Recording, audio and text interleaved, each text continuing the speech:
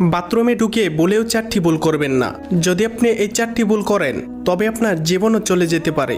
আল্লাহ তাআলা মানব জাতিকে সৃষ্টি করার 2000 বছর পূর্বে জিন জাতিকে সৃষ্টি করেছিলেন। জিনেদের মধ্যে 2টি দল রয়েছে, একটি হলো ইমানদার জিন, আরেকটি হলো কাফের জিন। ইমানদার জিনেরা থাকে পবিত্র জায়গায়, মসজিদ মাদ্রাসায়, আর কাফের জিনেরা থাকে অপবিত্র জায়গায়, বাথরুমে। তাই বাথরুমে ঢুকে 3টি ভুল করবেন না। সেই 3টি ভুল কি তা জানার আগে আপনি যদি মুসলিম হয়ে থাকেন তাহলে ভিডিওটিতে একটি লাইক এবং চ্যানেলটি সাবস্ক্রাইব করুন এবং আপনার সুন্দর নামটি কমেন্টে লিখে যান। নাম্বার 1, বাথরুমে ঢোকার পূর্বে দোয়া পাঠ করুন। দোয়া না পারলে বিসমিল্লাহ পাঠ করুন এবং বাম পা দিয়ে বাথরুমে প্রবেশ করুন। নাম্বার 2, বাথরুমে গিয়ে আয়না দেখবেন না। নাম্বার 3, ভুলেও বাথরুমে উলঙ্গ হয়ে গোসল করবেন না।